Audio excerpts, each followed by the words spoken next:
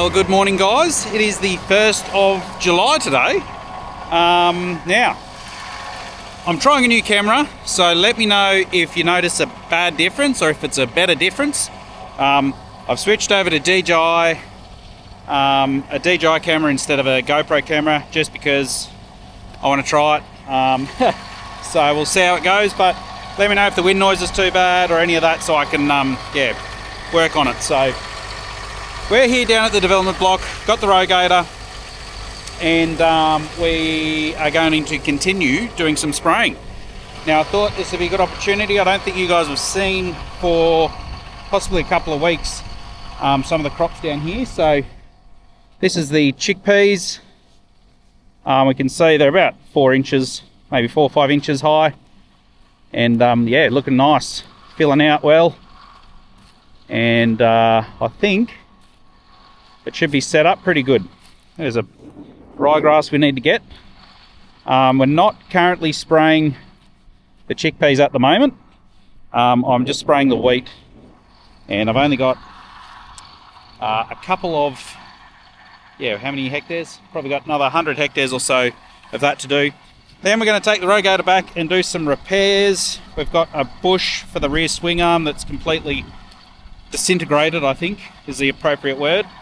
And we've got new ones of them, so we've got to fit that. Got to do a couple other bits and bobs to it to keep the dear old girl going strong for us. So I'll show you in a little bit. I'll get the load mixed up here. Might even show you the linseed. I did spray that a couple of days ago, but yeah, we might even show you that just to update you guys. And we'll get on with our day. I think Brad's over here. He's doing the rock picker, so I think he's going to get a little bit of footage of the old new rock picker, new to us rock picker, just to that's going to help us attack that really bad patch of rocks, which I also have to spray today, I think, which is annoying. Hate it.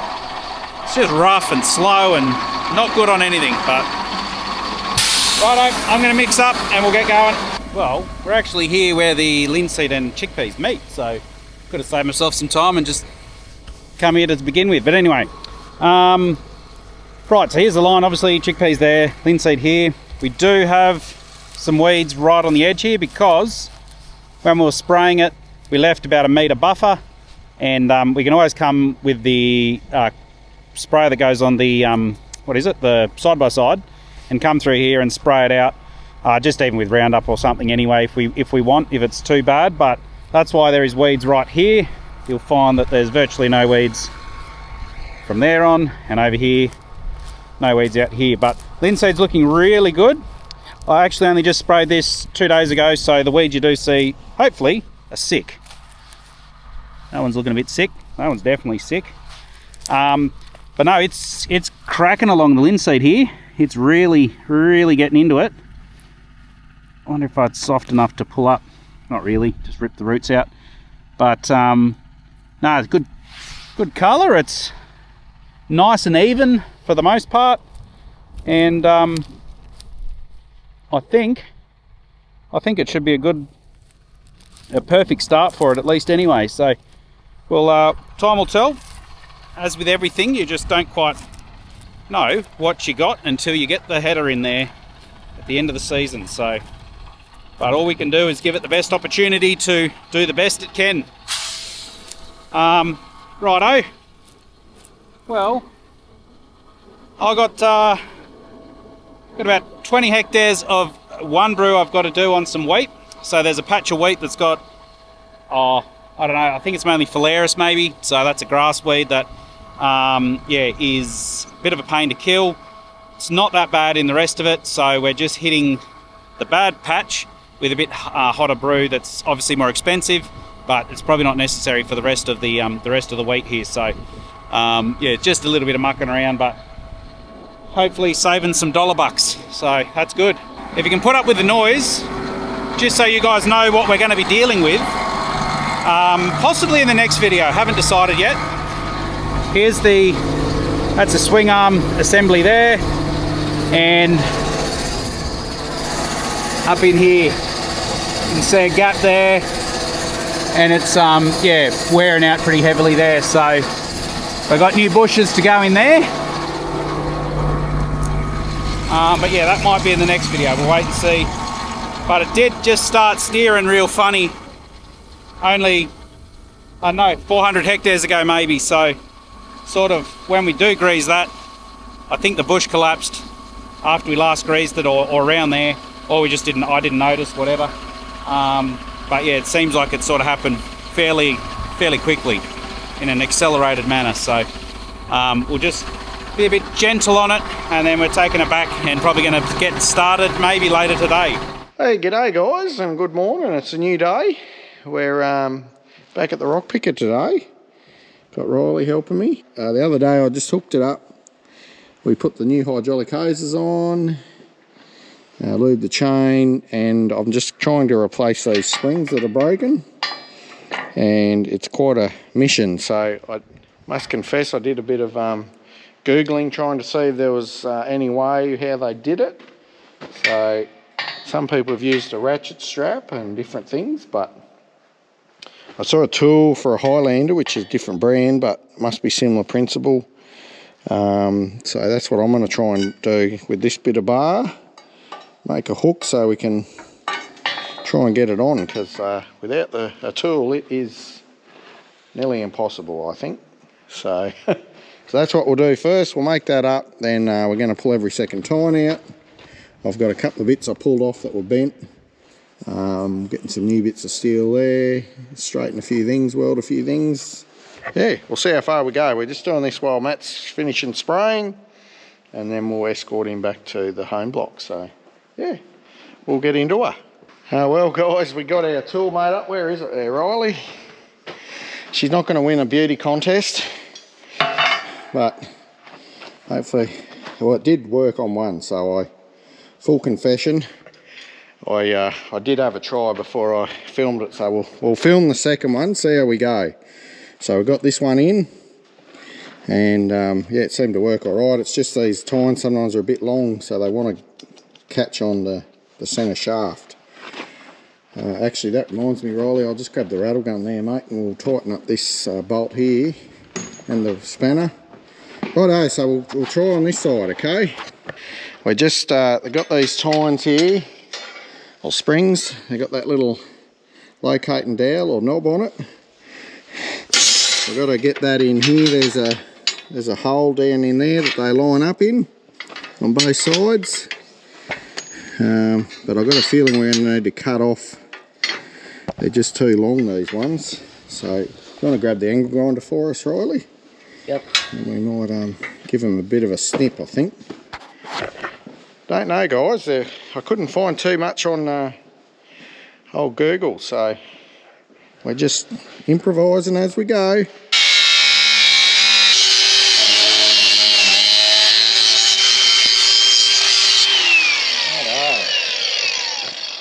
I'll grab the socket. Now you just got to get that dowel located in here, okay?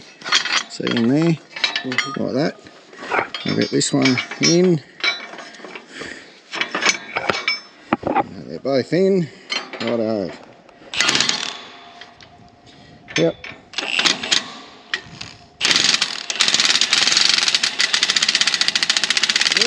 That'll do. Don't know if we want to go like real tight yet. Just so it doesn't pop out. Maybe just a little bit more. Oh yeah, you've got to go a lot more. Rightio. Yep, that'll do. Yep.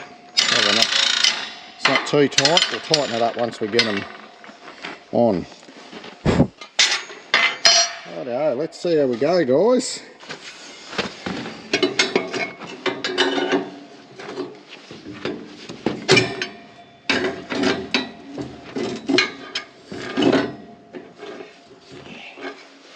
Just want to catch on the side here, eh? There we go. Oh. This way, just hold it up here. Move.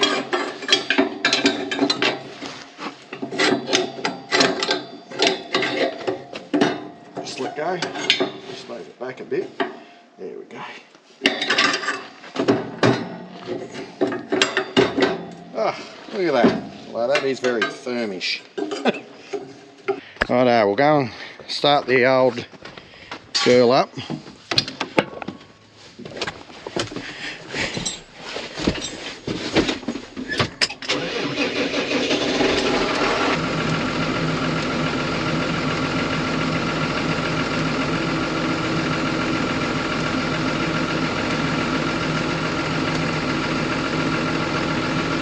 That's really pretty good there.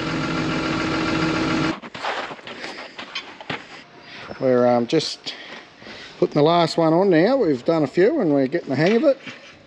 The tool could do with a little bit of refinement. She's bending a little bit on the hook bit. Down there. And I probably could have put that a little bit closer together, just between the ends. But apart from that, it's working as good as you could expect. Live and we learn, I guess. That's it. Yep. Hard when you're trying it to get it right the first time. Got to bring it past here again.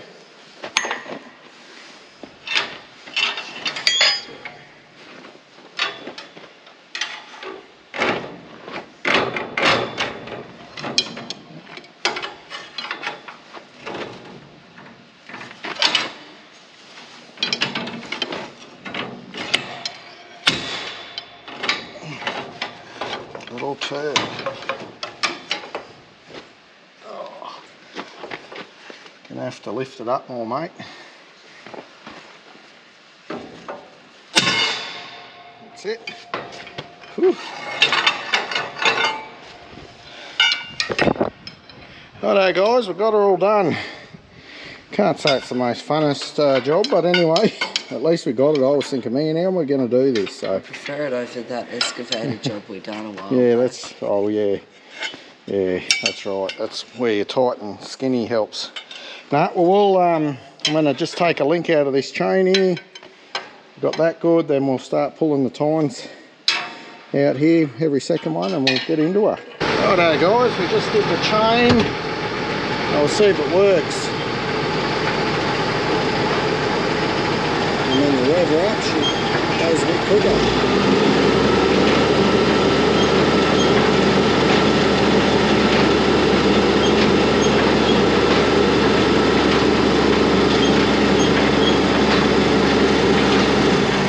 There we go. And we'll lift her up.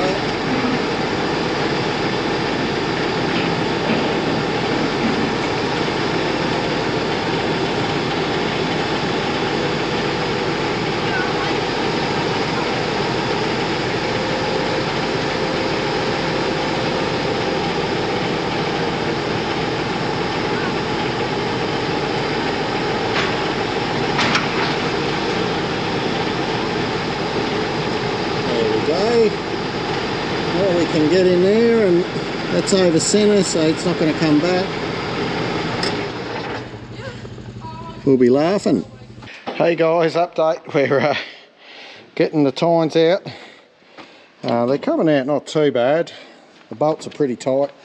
Trickiest bit is getting the rattle gun on underneath to get those bolts out. So I've been using my little 12 volt one. It's been working very good. So this is sort of the space I'm going to end up with. But we've just noticed a big crack in the main beam here. So I'm going to leave that centre one off. Yeah, this old girl's been working like a charm. Just make sure that other battery is on the charge, bud. Thanks. Yeah, I did. And you can probably put that one on the charge too.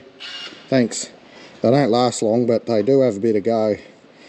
So yeah, we've got this main beam cracked, so I'm going to have to grind all that out. And I noticed a big crack in here, little one there, so yeah, we're going to have a few little jobs, but anyway, as long as we keep going forward, I suppose. So I've got my bits of steel here I've pulled off that were bent, and I'm getting some new ones. I'll make them up, and yeah, we're just chugging along, just trying to hit these out now where they slide in down the bottom. So some are a bit tighter than others, and for some reason we don't have a sledgehammer down here, so using the little 4-pounder. Well guys, we are here at the paddock spraying. couple things. So we're targeting broadleaf weeds and a little bit of grass. So we've got MCPA, which targets the broadleaf weeds, and we've got a bit of axial, which is to target some of the grass, but it won't kill the wheat. So we, yeah, there's a couple other bits and things in there, a bit of fungicide, all of that, but I'd be here for half an hour explaining to you everything. By the time I got around to figuring out myself, to explain it in a way that I could understand, we'd be here all day. So, other thing is, I thought while we're here, I'd show you a little bit of black magic. We're testing a system for the TopCon. It's called, what is it called? Crop Spec. And yeah, we've been fiddling around with it a little bit, and I'll show you here. I don't know how it works. I think it reads, there's cameras up there that read either side of the sprayer, and it reads a chlorophyll in the plants, I think, and it can sort of deduce from that the nutrient levels, so your nitrogen levels in that, and it can actually on the fly adjust your spray rate. So there's a couple of things you can do with that. If you want to use a foliar nitrogen spray or fertilizer spray, you can run this system and it will adjust. It's just this property is not good for nice flat things where I'm not trying to deal with contours, but you can see here as that it's reading the levels there, and it can adjust the rate. I don't have it hooked to the sprayer now because I'm just doing a herbicide, so I don't want it to control anything, but ideally you'd want the crop to be a little more established because it'll be picking up the dirt and using it, like, as in it's not full coverage. So I think we're getting a lower reading than we would, and yeah, it bumps up the rate per hectare of your fertilizer to try and keep it all about what you want. So the lighter stuff that needs a bit of nitrogen will get a little bit more, and the stuff that's going well and doesn't need to won't get as much. So just a way of divvying it up a bit, get a little bit more bang for your buck. The other thing I'm pretty sure you can do is if you want to put a fungicide out, you can reverse it so it puts out less where the crop is not as established, and it'll put out more based on biomass, sort of where the crop is going really well, because obviously the less air and all of that you get in the lighter crops, you don't get as much of the diseases and stuff, so you probably don't need to go as heavy with the fungicide. But anyway, it's just a bit of mucking around, a bit of yeah, just testing it. It may not suit us, it may not, yeah, it's just every operation's different. Yeah, you could work it with variable rate spreaders as well for if you're doing some in-crop urea application. You could do, I'm sure it would be able to control that as well. So there are a couple other manufacturers that do a similar thing. I think John Deere do one, but anyway, we're just having a bit of fun seeing what it does. It's interesting to see the reading. I believe 30 is good and 10 is not very good, but yeah, like I said, because the crop isn't as mature as it ideally would be, yeah, it's throwing the percentages off, I think, because it's not, yeah, you can see the ground. So anyway, that's what we're up to. I yeah, really don't want to be wiping out booms and things, so I will try and be a bit more focused here. Well guys, I stopped spraying a little while ago, and the wind has sprung up. I got here on the weather station here, yeah, 48 km/h wind, so not really what you'd call good spraying conditions. So I thought, I'm just about to, yeah, I flushed out the boom and everything, and I'm just about to head up to the main farm where we're going to start working on it, so that could possibly be in the next video. But bear with me, we'll test out this camera, see how good the wind noise reduction is. So this DJI camera it's all sort of electronically controlled wind noise reduction, whereas I used to have little foam bits and pieces on the other one. So I'm interested to see how it goes. So it is windy though, so it's not going to be overly pretty, and I haven't got it set to the max setting because I think the quality of the in every other situation might be compromised. But enough rambling. That's the wind. So here's the sensors I was talking to you about. They're the crop spec sensors or whatever, so one on each side, and yeah, that's what tells us, or yeah, tells the computer what the nitrogen levels are. That's about it. I think I don't even think I showed you the wheat. Well, it's a long way down the other end there, so that's a bit of bad camera work. I've been editing Brad's videos too much, and it's become the norm.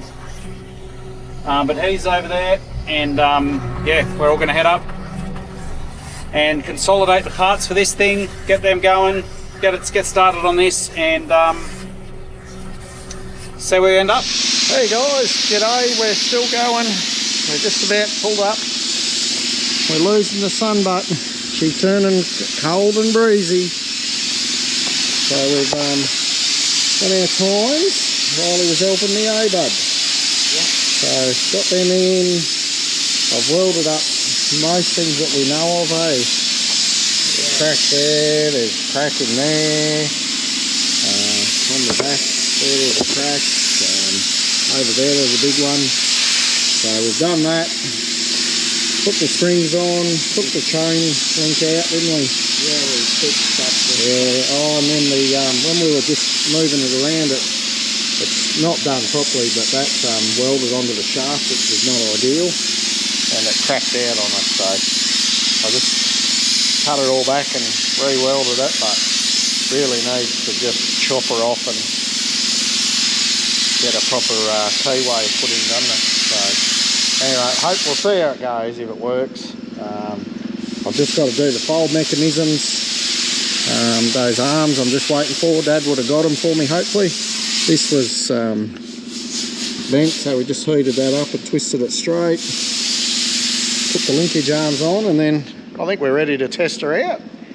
So, well, I think this tyre is lower than the other one as far as height wise, so yeah, maybe we should just get new tyres.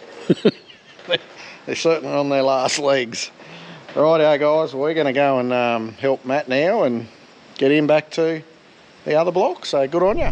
Well guys, we made it back here, all's good. It's a little bit chilly, but got a cracking sunset over there. This will be a really good test for the camera actually. Again, let us know what you think. Is this different? Is it better? Is it worse?